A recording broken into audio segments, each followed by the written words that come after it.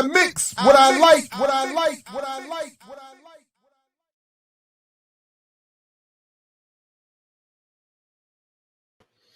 All right, what's up, world? Welcome to another edition of I Mix What I Like Live. Again, I'm Jared Ball, your host. Happy to be here. Thanks again for tuning in, whether you're here live or whether you catch this later. Please do all the things you know people do when they want to show support. Share, subscribe, like, comment, all that kind of good stuff. And hopefully we can have a good conversation here. I wanted to, lay out just a couple of things. I mentioned this the other day when we were talking to Dr. Todd Stephen Burrows about Promised Land from Barack Obama. Please go check that video. It was fantastic. I mentioned in that I had been looking at wanting to do at least a short video on a discussion on the role of advertising in Black politics. I'm not doing anything exhaustive. We're not going into any deep histories here, but just something I've been looking at lately that I thought was of relevance. And a couple of other things that actually end up dovetailing with all of this discussion that I've been trying to have about buying power, and that certainly others have been trying to have for a longer period of time about Black capitalism. So again, at I Mix What I Like for all your relevant social media, imixwhatilike.org. Obviously subscribe here at the YouTube. Send any comments, critiques, criticisms, all of that. We love to hear all of it. Anyway, so let's get into this at least a little bit here. And then if you do have any comments or questions, I'll stick around as long as possible and go through them. So please do send them in.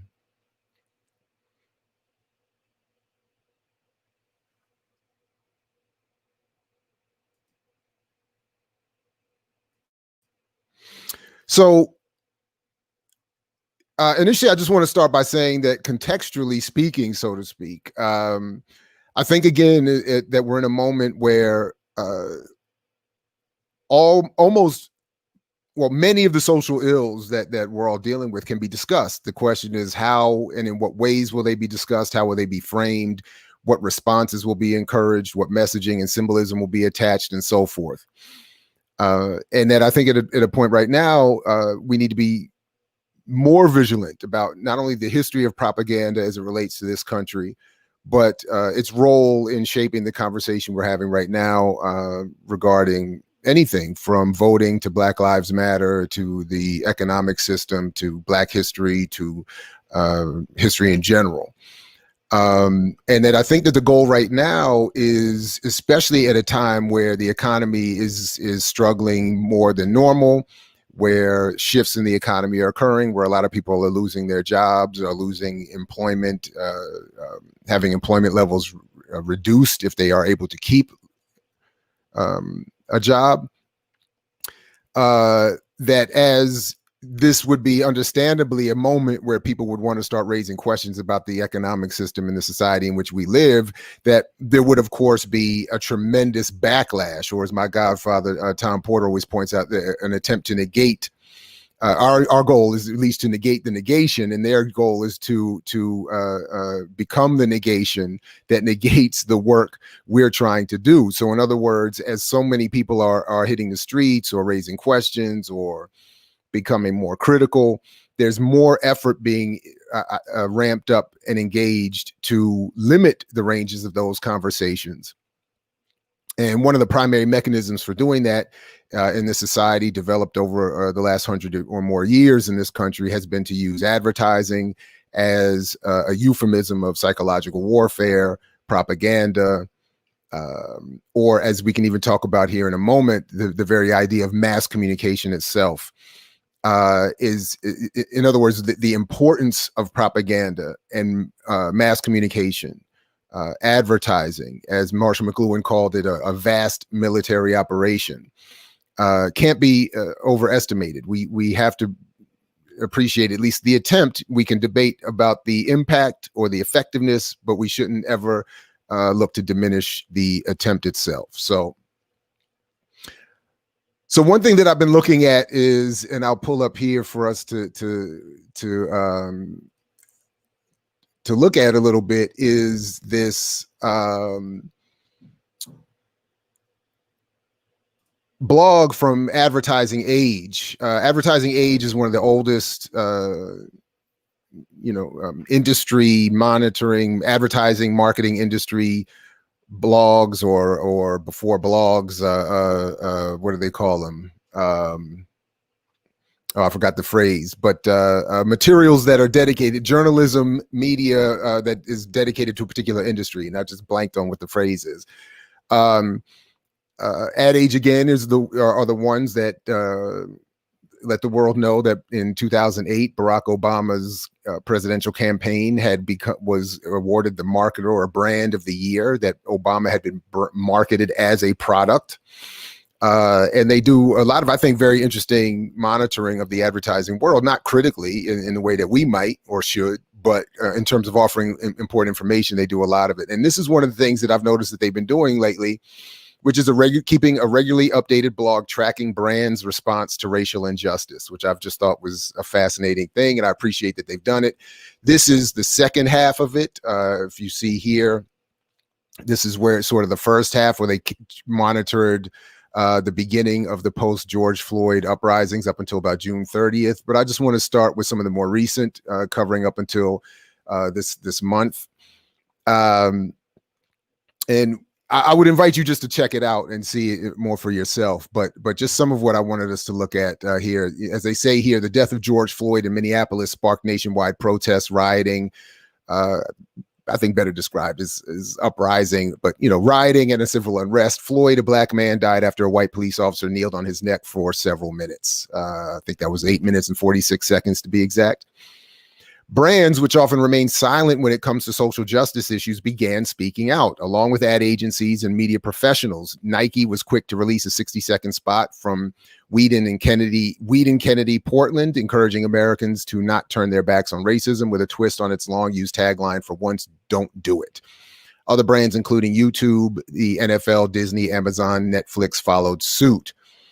And by the way, this is something maybe we could talk about maybe today or another time, perhaps. But I've argued for a number of years, going back to when we were more involved with hip hop activism, as it was called at the time, that when members of our struggle engage commercially, and I understand the tendency to want to do it, it weakens the overall message of their art or of the political movements that they want to support. So when Talib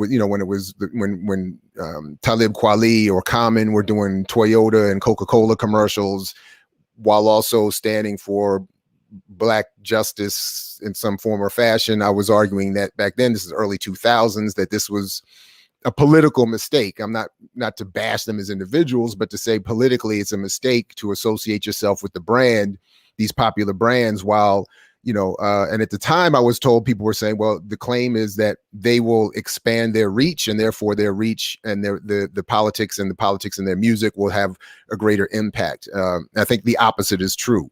That when people hear a radical message and then see you do a Coke commercial, the opposite takes over. It's not that they tend to move towards the radical part. They, I think, move towards the commercial form. That is and by that I mean they accept almost unconsciously a marriage of sorts to the state and to the economic system as it is. So we might see you criticizing it in one place, but when you are participating in it in another, the overall message is that whatever the critique is over here, the state and the current economic model have a solution for it. And that's something I'm going to come back to in a few minutes. So I would also say that in the a moment where I found myself a disagreement with what Colin Kaepernick was doing was when he did do that Nike commercial. And understood it's that I think that it weakens the overall message, and that's something obviously we can discuss, debate, or whatever. Because as we're seeing here, the goal of these corporations is not, and we can also talk about this as well, the goal of advertising is not simply to sell a product, it is to sell broader and often unconscious concepts about our relationship to society. So commercials are meant not only to sell, in this case, a shoe or an article of clothing, but the idea that mass production of this clothing is okay. The factory system that undergirds it is okay. The labor relations that undergird the process of mass producing these clothing items is okay. And even as we engage in criticism of our society in other areas, the market and corporate world do have solutions and can be made to respond and be pushed to do something more positive. And again, that's something I think I don't agree with, and I think needs to be more critically looked at. Again, just seeing here, Johnson & Johnson pledges $100 million to battle health inequities during the pandemic. And, here you can see, and I sort of use this for the promo graphic for this video. We can get games now where there will be more Black characters. You can get some Black, skin or an afro on your character. Johnson & Johnson pledges money to claim to help with Johnson & Johnson is putting $100 million behind a program to eliminate health inequities for people of color, including improving participation in clinical trials. Working with entrepreneurs and community leaders in 6 cities to create new healthcare solutions and stepping up hiring and advancement of Black employees internally. So again, no discussion of universal health care, no discussion of Medicare for all. Everything just comes back to, we'll hire some Black people, we'll put more Black people in clinical trials, which, and we'll deal with entrepreneurs and community leaders to develop healthcare solutions. Again, that's awfully vague. But again, in response, in an attempt to seemingly respond to the growing unrest, internally, Johnson & Johnson is committing to hiring more diverse employees and has set a goal to grow its African-American talent at the manager level. Again, it could be argued this is something that has been done programmatically for decades and is not necessarily a solution. But again, more specifically, I'm just trying to show you what is the claim, at least from the advertising committee, as far as what's happening here. One of my favorites here is iHeartRadio, formerly a Clear Channel product. And if anybody's familiar with the history of Clear Channel, not only in radio, but more to this point today, in taking over literally the geography of much of our cities with billboards and other advertising, they dominate, and they even have a program called Branded Cities, where they talk about the ability to brand an entire city with your corporate logo and business message. iHeartRadio comes out of that, again, a highly commercial entity offering a new Black highlighting Black media.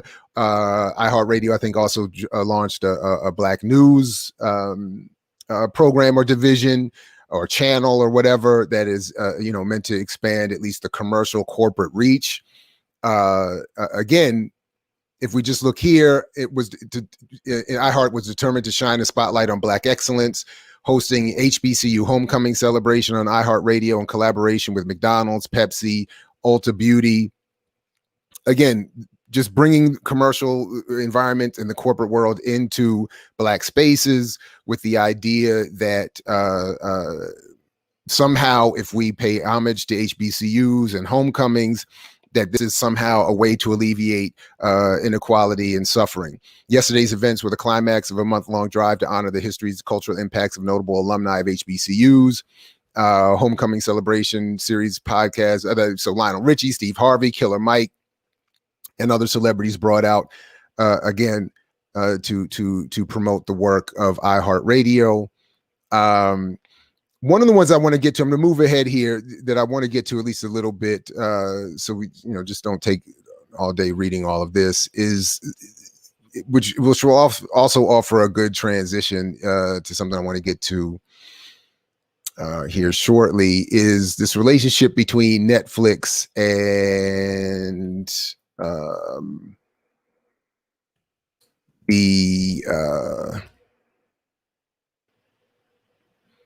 let me see here, Netflix and Black business community. And maybe that was in this one.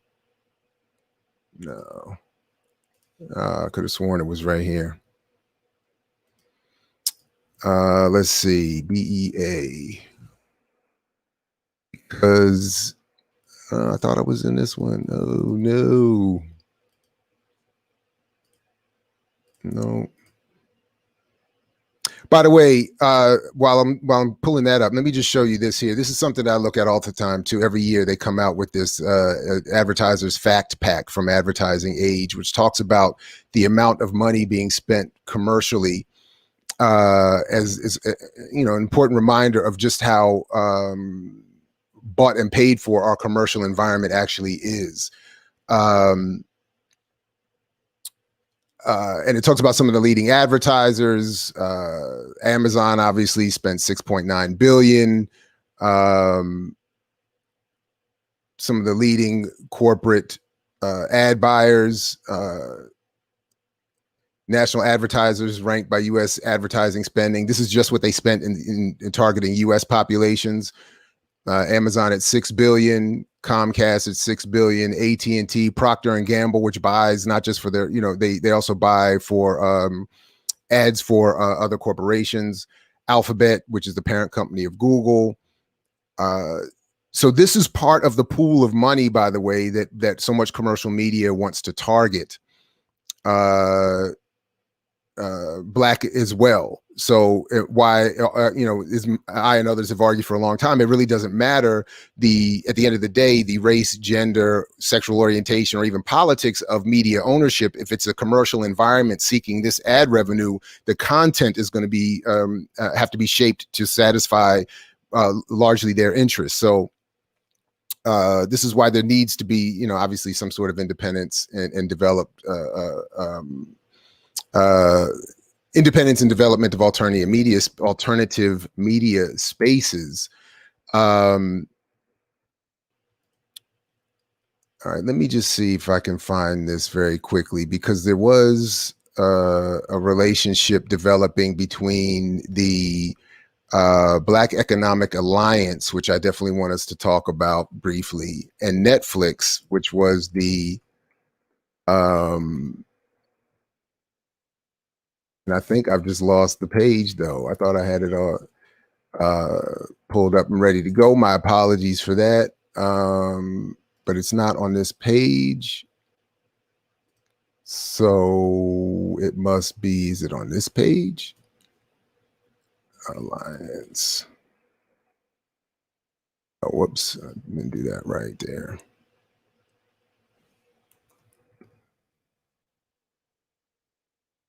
No, it's not.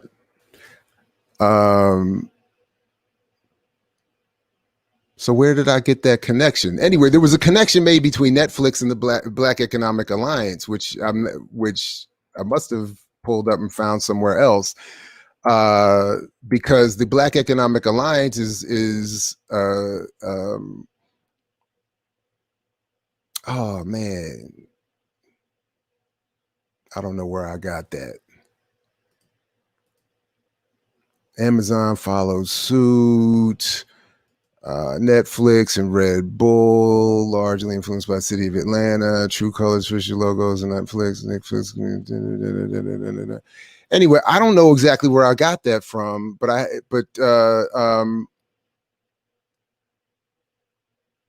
or where or how I even got to the Black Economic Alliance. I was sure it was from this article here, because they were involved in some of the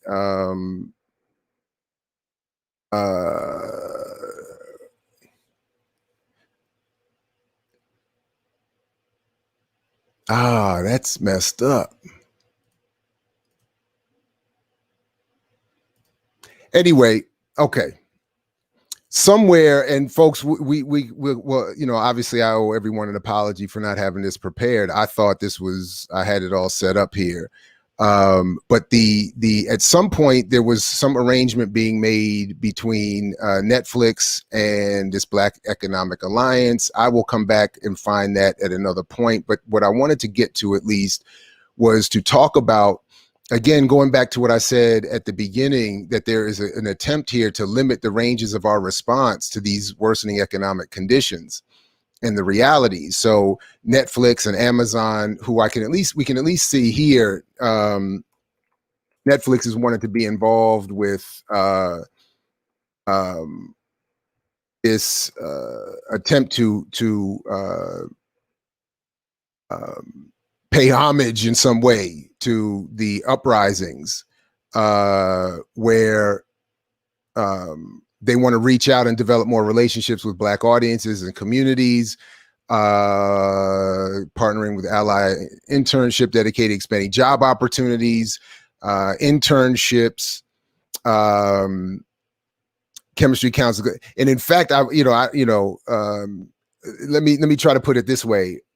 In some other area of my professional life, I was in a meeting not too long ago, virtually, that involved representatives of Netflix, whose interests on this discussion were to reach more Black students and young Black people looking to enter the entertainment industry or video production industry, something along those lines. And the discussion, much like it's being discussed here, centered largely around diversity, Black employment, internships. But when I specifically raised the question of Netflix being a multi-billion-dollar company whose stock value had actually been increasing at the time as more people were staying home and signing up and watching more streams, that if there was genuine interest in these issues, why not just redirect a percentage of that annual created wealth for Netflix back to Black communities in a variety of different, more different and substantive ways. And suffice it to say, the conversation was steered back safely to internships, et cetera, and so forth. So anyway, and forgive, I don't know where I misplaced this connection again between the Black Economic Alliance and Netflix, but at some point their connection was made for me, and I started to look into this Black Economic Alliance, which is, as we can see here,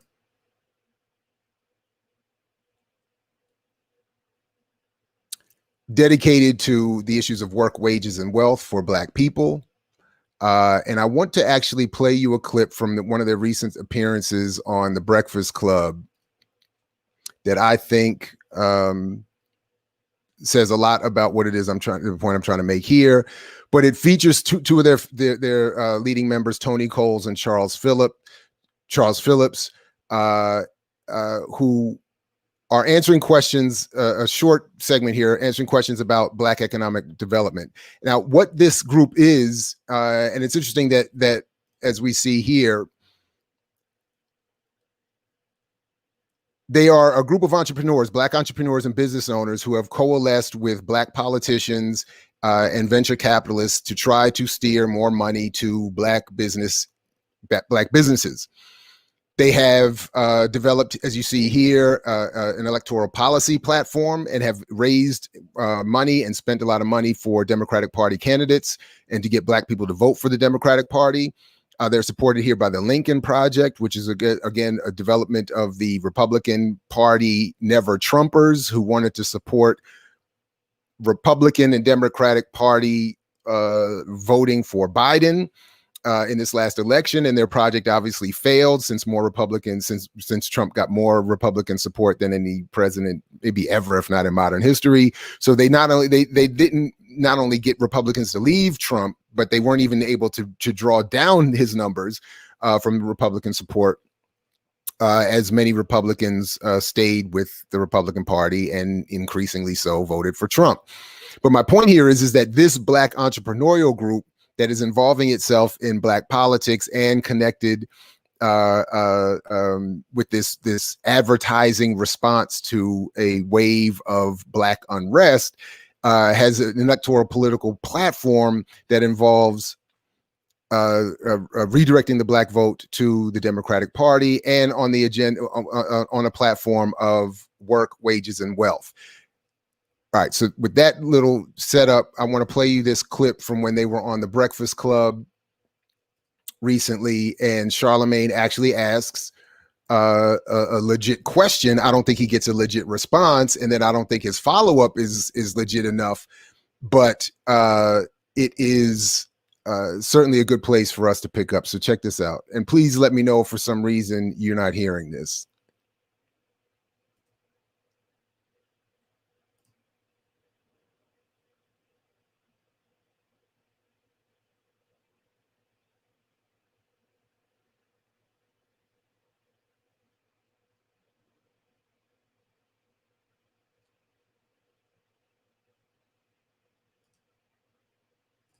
Okay, so you can't hear that. Okay.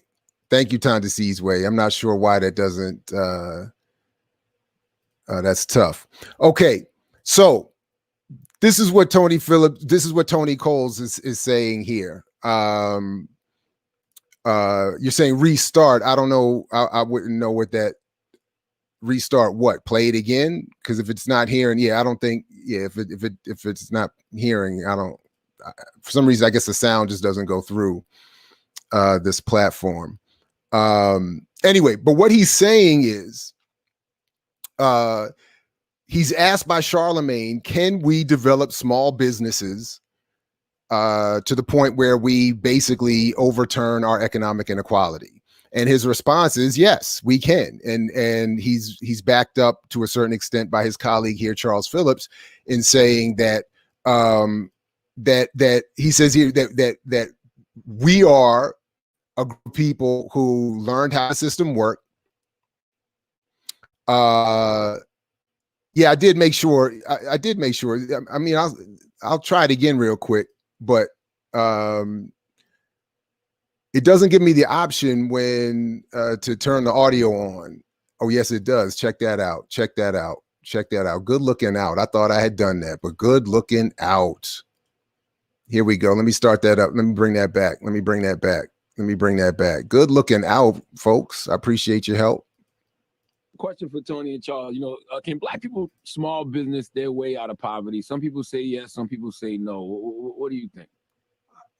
I think they can. I think we all can. I think, look, none of us were born rich. We all worked our way up from the bottom of all of our circumstances.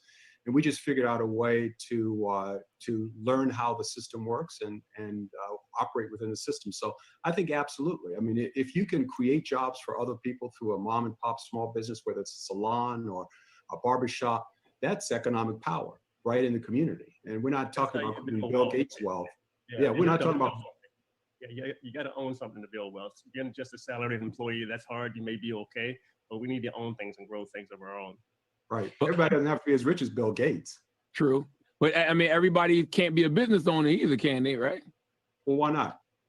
Okay. We could certainly have a lot more than we have now. And that's another thing we're going to announce here in January. We're working with HBCUs, connecting them with VCs and private equity companies to get more capital for black people who have a lot of ideas. There's a lot of smart black people out there. They just don't have access to networks. So I think we can create a lot of businesses if we connect those two things. For the work that... Go ahead, Angela. I was just going to ask, for the work that the Black Economic Alliance is doing, if you had to compare the Lift Every Voice plan that Joe Biden has to Donald Trump's Platinum plan, what are some of the things? All right, I'm gonna stop it there. That was the part of the clip I wanted us to look at. That there and essentially their argument was that Trump's promises to invest in black businesses was a lie, where Biden is actually going to legitimately do something to support black businesses. My largest, at least my reason for wanting to bring this up is because they are, the Black Economic Alliance is not only working with people like Susan Rice and Cory Booker and Deval Patrick, who have long histories of being part of what Black Agenda Report is called the Black Misleadership class, and in working with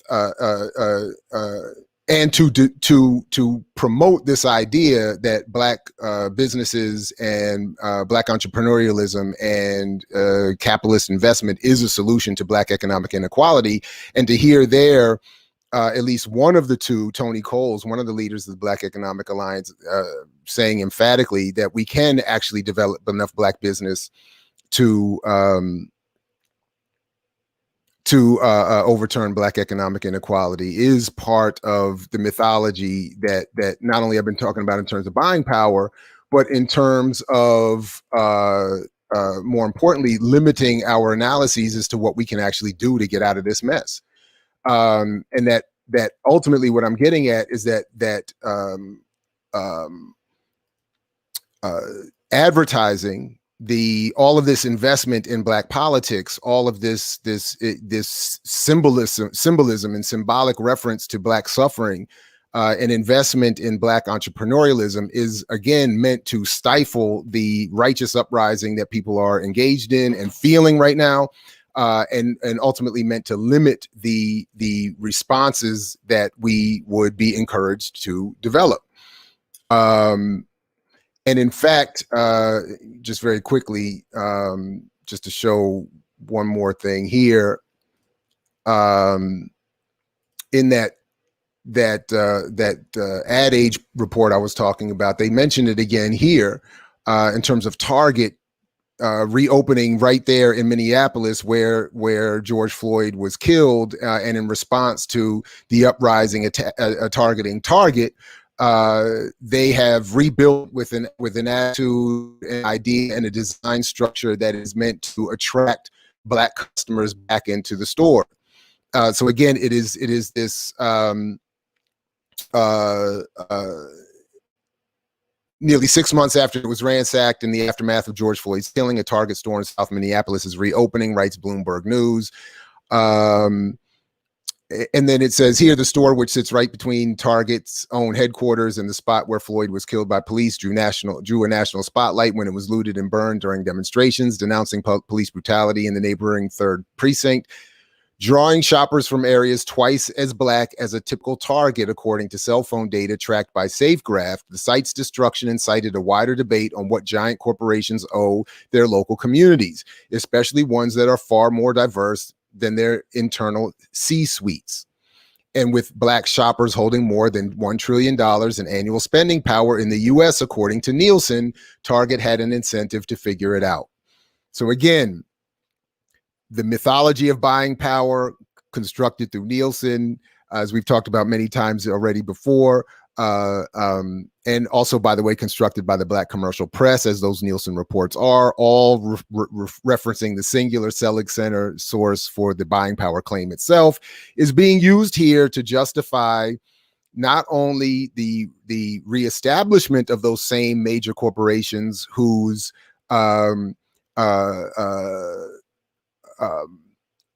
relationship to communities or what they owe their local communities was at once being incited into a wider debate, is now finding its place in offering what that place or relationship or what is owed should be. That is, in other words, Target doesn't owe anything other than to target the relative consuming ability of Black people, or to target the ability of Black consumers to enrich Target. That's what they're here to do. And to do that, they'll just rebrand themselves, reframe themselves a little bit, and claim to be offering up some sort of response and some solution.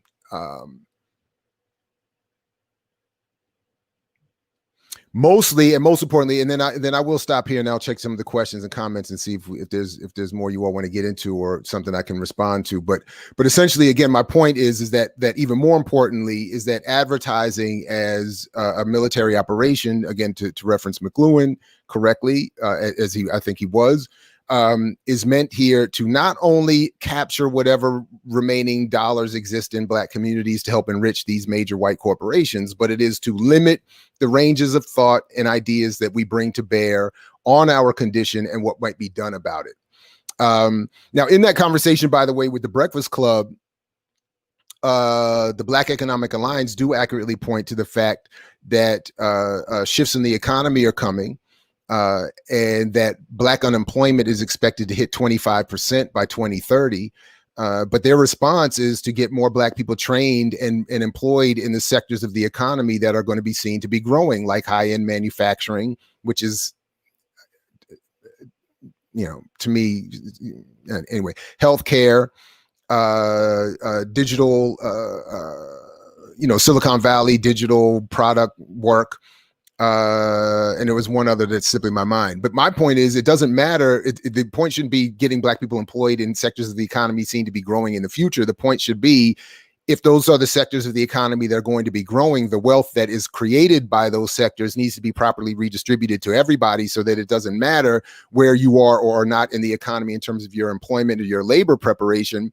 You cannot be squeezed out and left to starve in the margins. That should be the ultimate goal. It should not be an argument over how much can be captured by the tiniest segment of Black entrepreneurs and businesses. It should be a question over developing public policy that redistributes the wealth that we all help contribute to in the first place. All right. Let me just go back through some of these. Again, I appreciate all of your patience and assistance with the technical issues. Why are we so beholden to capitalist structures? Why are we so attached to corporations? In part, this is a very good question. This is in part what I'm trying to say here, that the reason we are wedded to these capitalist structures and attached to corporations is because so many billions of dollars through advertising and the placement of certain punditry and ranges of conversation are used to develop this sort of environment that suggests these are the only options we have, and that the problems that are created by a capitalist or corporate commercial environment can also be solved by those same entities.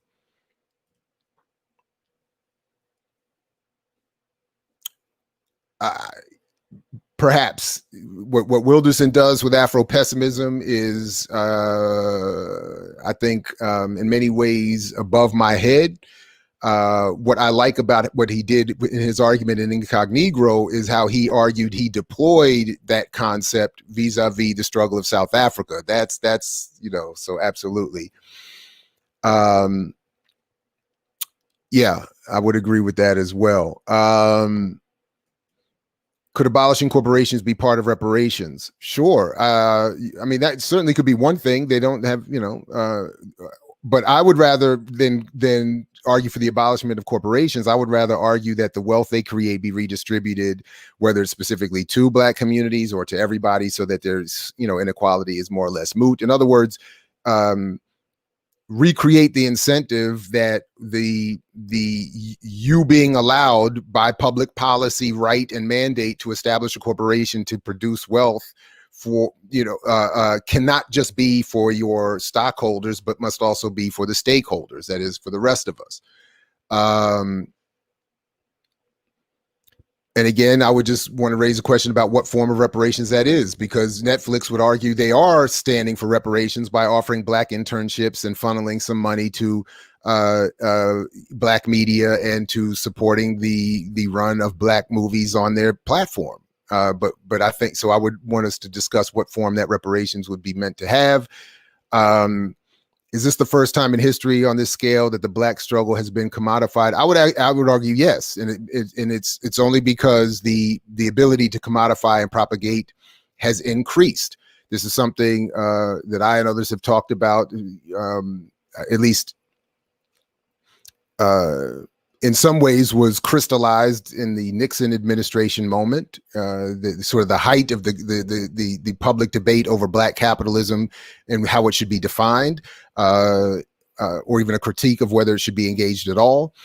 And Nixon wanted to redefine Black power and Black capitalism, or Black power as Black capitalism, and did so intentionally to assure that critiques of economic inequality would be dealt with by encouraging, just as we saw there, the development of more Black business, as opposed to a look at how the wealth is created in the first place or how it would be distributed. Again, I think this is part of the issue. So going back to the question of why are we so wedded to these concepts? Well, we have a commercial media environment that's well funded and well supported, as is the Breakfast Club, and where conversations like that are the dominant conversations. So the Breakfast Club doesn't often welcome, to my knowledge, at least I don't listen every day, conversations that engage real radical left critique of the system and what might be done about it. So it's, again, this is sort of the point I started off with. We're in a moment where you can talk about Black economic inequality. And in fact, later in that clip, Charlemagne says something to the effect that, I've noticed that historically, when you talk about race, you can get away with a lot more. But when you start talking about Black economic rights, bad things start to happen. Obviously, this is something that's been discussed and debated in Black struggle for decades and been recognized by people of a variety of backgrounds for decades. So that there's nothing new there. But what was consistent with what I'm arguing here is that the response he got to that question was, again, from this Black Economic Alliance piece saying, well, this is something that can be addressed by hiring more Black people, investing in more Black business, having Black people create more Black businesses, so on and so forth. And when Charlemagne says, well, we can't all be in Black owners, the response was kind of, one, Tony Cole said, yeah, we can. And the other one says, well, we at least have more. And the contradiction was pretty clear. We can't all own businesses.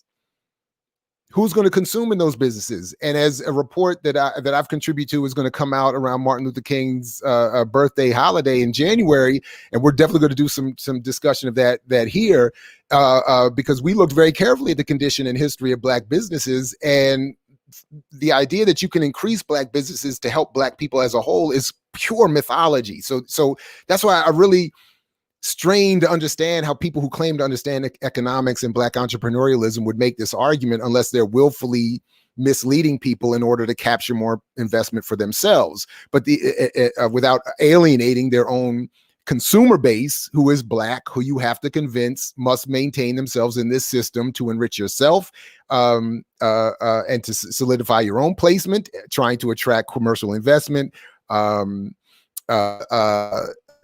Democratic Party favor. You have to support these ideas. So we can't have the Breakfast Club offer sustained, at least, different kinds of conversations. Anyway, they're often supported and owned and run by ideologically in line with the same commercial entities and enterprises.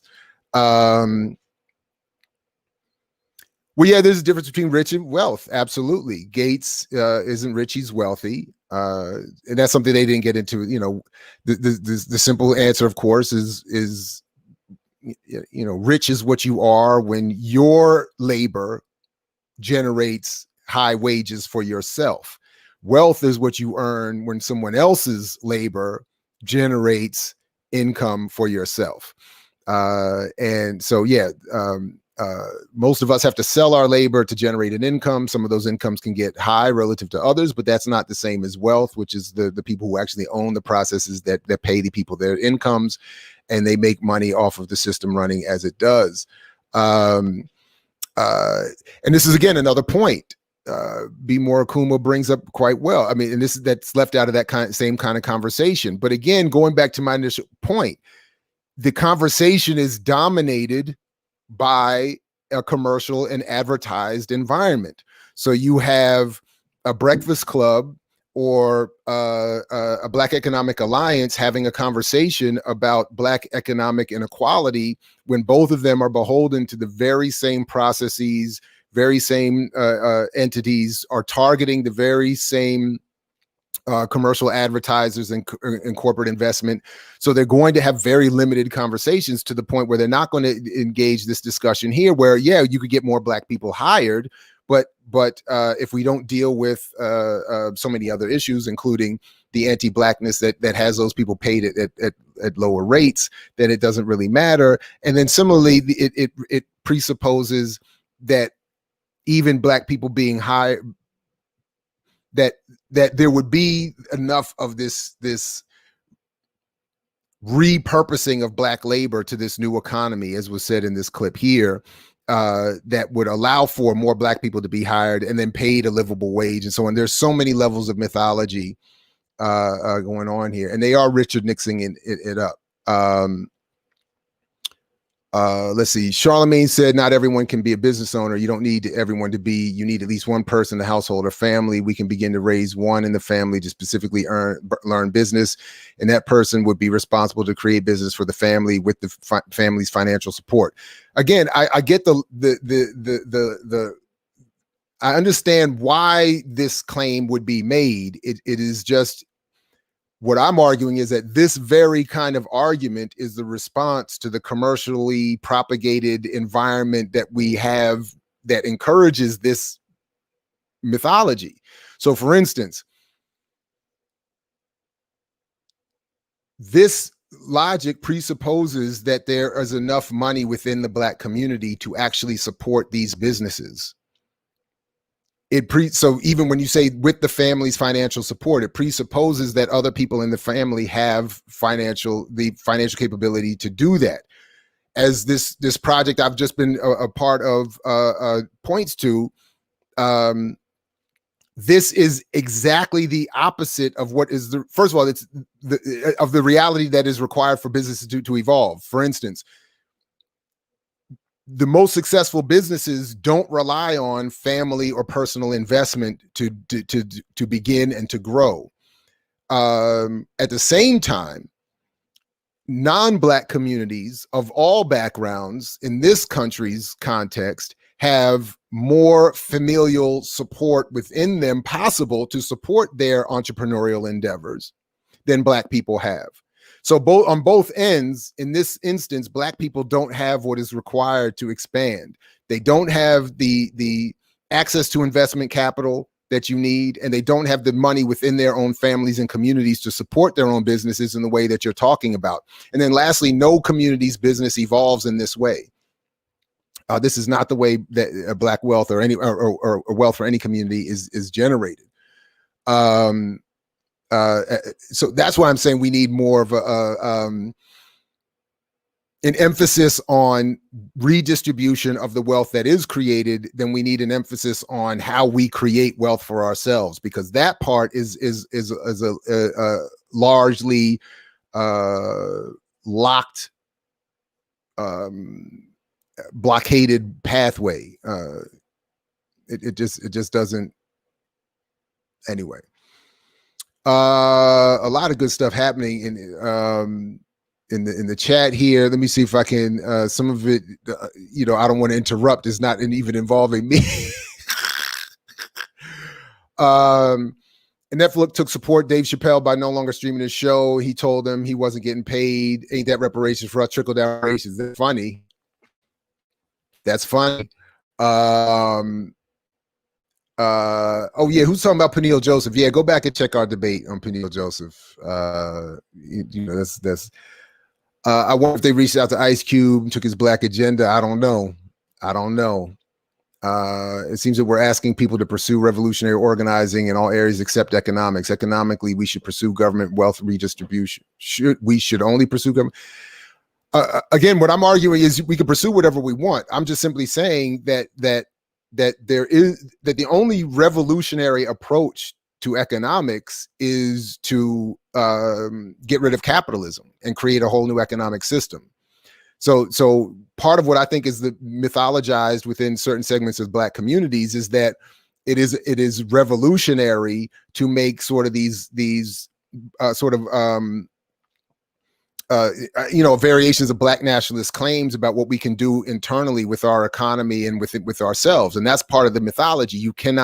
Wealth is not created among poor people, have no access to outside avenues of capital, investment, etc.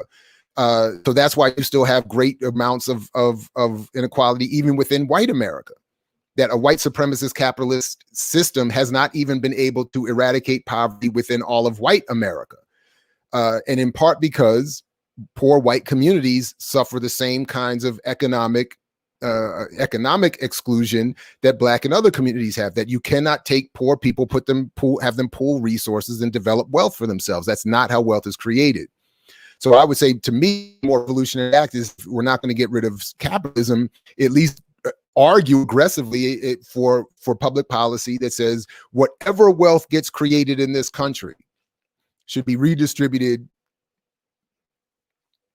so that everybody gets a fair share, or that certain things are just taken care of. And then we could at least start from there.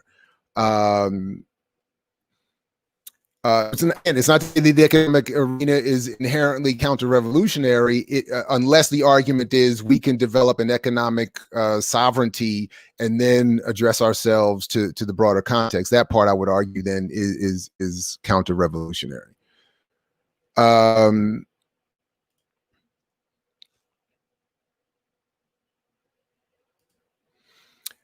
There is one piece, the aim of propaganda is to get large scale buy-in for a particular project. But are you aware to what extent propaganda is successful, and what successful propaganda is successful propaganda even the point to begin with?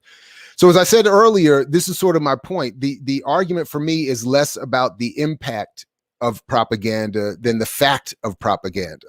So, because we can have, a lot of different arguments, and a lot of people argue different ways about how much of an impact there is. I do admit my bias is that I think propaganda is enormously powerful and successful in its operation, its impact. But my point is that it's the intent that needs to be the focus more than anything.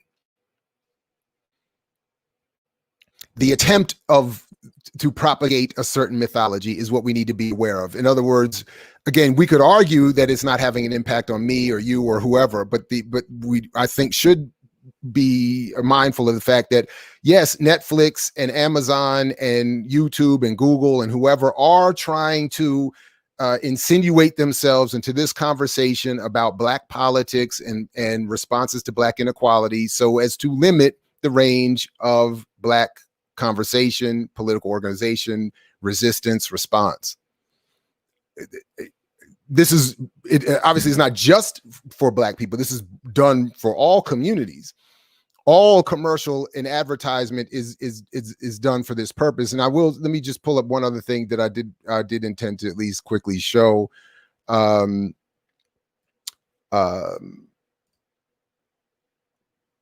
let me just show you here. It is from a book on the history of mass communications research. This one here. Let me just go back to it real quick. The Origins of Mass Communications Research. It's a fantastic book that I was put onto by some colleagues recently in the Organization for Propaganda Analysis. I hope that I need to get them on here at some point. By Thomas Glander, The Origins of Mass Communication Research During the American Cold War.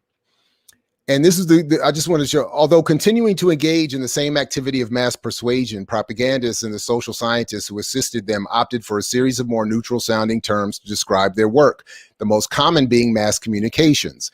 The semantic shift from propaganda to mass communication successfully shielded, sorry, let me take this off here so people can see what I'm actually showing them.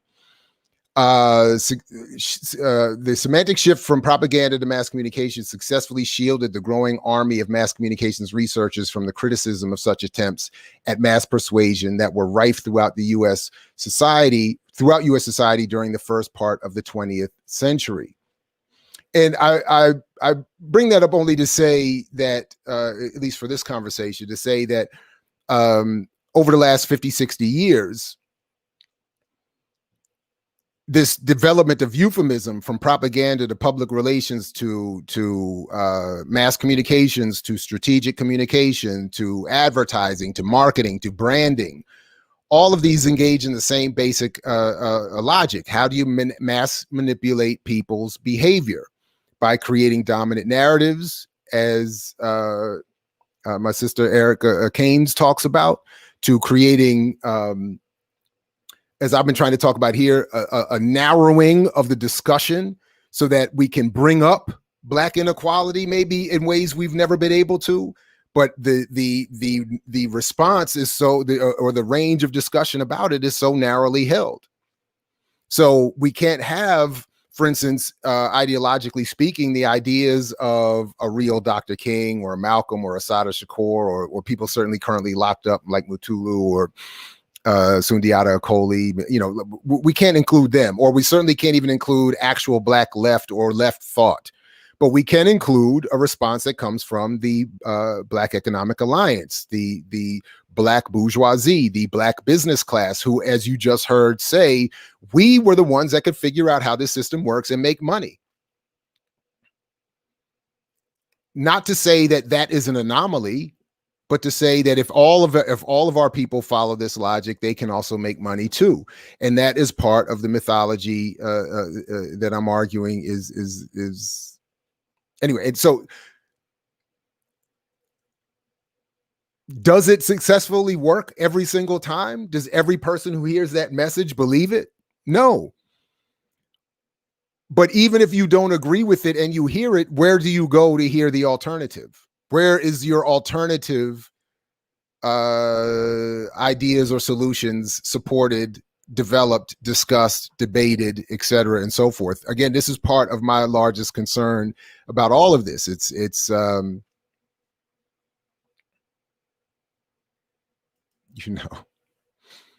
Yeah. Maybe that is the best way if we can't do something more calmly transitional. Does public relations also cover propaganda? Absolutely. Public relations is literally the phrase that Edward Bernays developed after the Second World War, because propaganda had been associated with the Nazis, who had themselves learned propaganda techniques from the United States. In fact, you know what? Let me bear with me one quick second, because in that same book,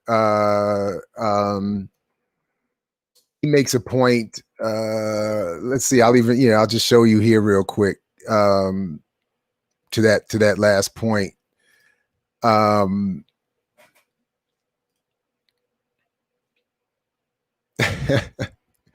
And then please let me know if I'm not really getting to the essence of your question here. But as you see here, finally, the birth of fascism, with often open declaration of the need to mold public opinions through the mass media and other coercive measures, also caused people to take seriously the issues surrounding the growth of propaganda and mass communications. Some of the early figures in the invention and distribution of the radio had become adherents of fascism, including RCA's chairman of the board, David Sarnoff, who was an admirer of Benito Mussolini's dictatorship, and radio inventor Guglielmo Marconi, who served as a member of the Grand Council of Fascism. By the early 1920s, Adolf Hitler was attributing Germany's defeat in the war, World War I, obviously, in part to its leadership's inability to create and administer effective propaganda on both the domestic and foreign fronts. The program Hitler devised for Germany and the world, propaganda, was to play a central role in regimenting all behavior and thought. Ivy Lee, one of the first PR experts and chief architect for the PR activities of John D. Rockefeller, was hired by the Nazi government to help bolster its worldwide image. In 1933, Joseph Goebbels, the Nazi minister of propaganda and public enlightenment, announced to the world the Nazis' plan to make all of Germany's communication outlets subservient to the state. My point being here is that the Nazis brought in the leading public relations and propagandists, Ivy Lee, chief among them, to study how to propagandize their own people.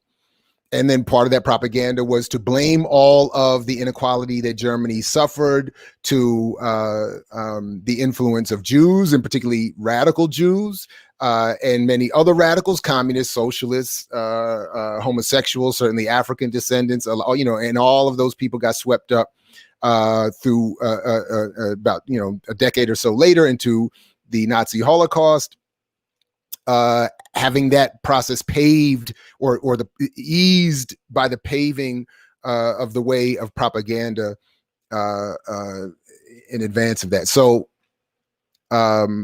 Just to go back, if I can, to that question, public relations does cover propaganda. And by the way, it covers psychological warfare, marketing, advertising, branding, mass communications, all of these strategic communication, all of these phrases and terms to be seen as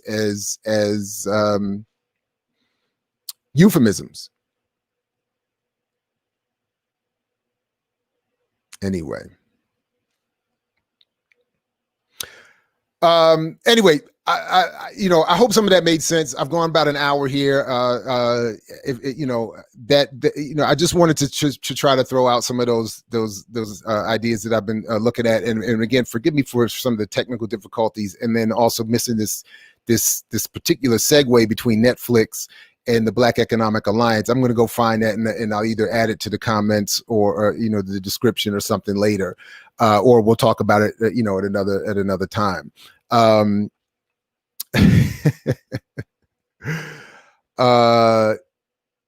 Yeah, absolutely. But I don't just want Black ownership of industry. I would want there to be a discussion of the wealth it's creating being distributed properly, so that there isn't this kind of inequality. But anyway, I appreciate you all checking this out. Please spread the word. Absolutely, peace and power. Do all this signing up, subscribing, and all that kind of stuff. And please send any feedback. I'm happy to hear it. Any critique, criticism, etc. Post it or just send it privately. And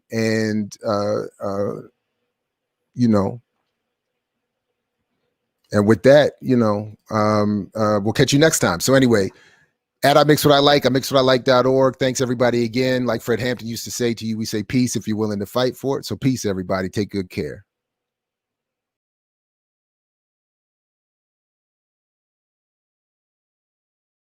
I mix what I like.